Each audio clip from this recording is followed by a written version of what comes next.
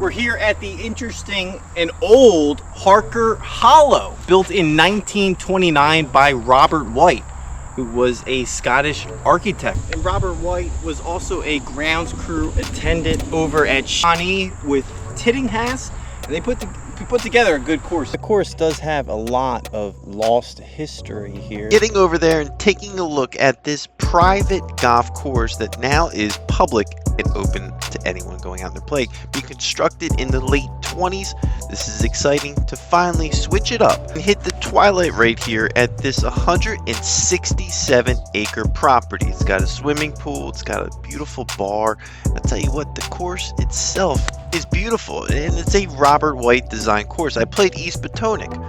This historical golf course has so much rich history, and I was excited and smiling while I went over here. And has the original clubhouse. And being built in 1929, it's very traditional. Here, it's pretty straightforward for the first 4 holes, back and forth.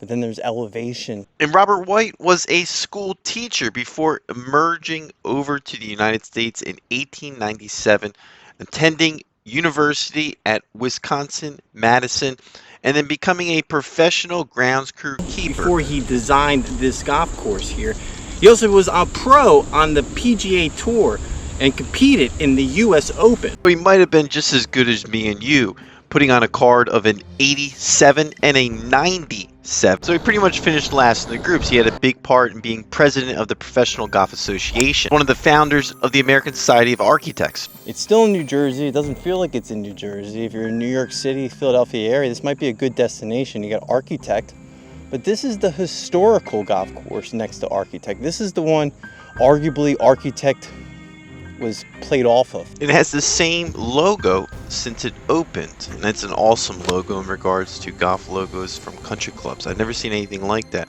The course is in good condition overall. A par 70, so it's a little bit shorter, stretching a total of 6,451 yards. But rest assured, when you get over to that back 9, there's a lot more elevation than you would suspect. I don't recommend walking all 18 holes, maybe sneaking out, playing a quick 9. That's what I did, walking the course, enjoying it.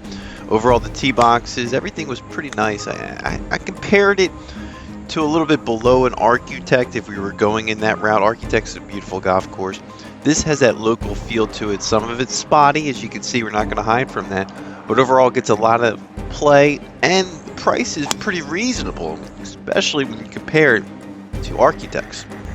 Woo! These are long par 5s here. There's a stream cutting right through the facility. There's a lake, get a little bit of water, not as much as you would think. And there's the Uniontown Bar and Grill that has unbelievable barbecue sandwiches. And I recommend definitely taking a look at those. Now, before we get into it, there's been some ownership changes. As mentioned, it was a private facility. I can't figure out when that switched over.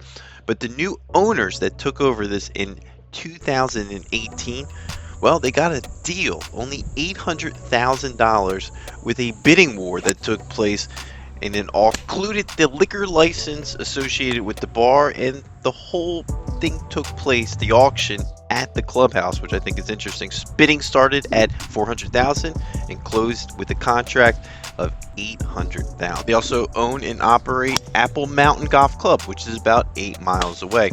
The person that is running it, well, he has the Shawnee as the director of, I believe, the whole facility now is running these 2 courses. That's from my understanding. We might get things right, we might get things wrong. Hopefully we can even interview some of these people like we do on the other golf reviews. So far, I would put this pretty high on anyone's list going out here and trying to enjoy some New Jersey golf on the border. And I'll tell you what, the price is right. That's the biggest thing to take away. So switch it up, go out here and maybe take the drive into this area to enjoy some golf. I almost got a hole in one here with a left-handed club.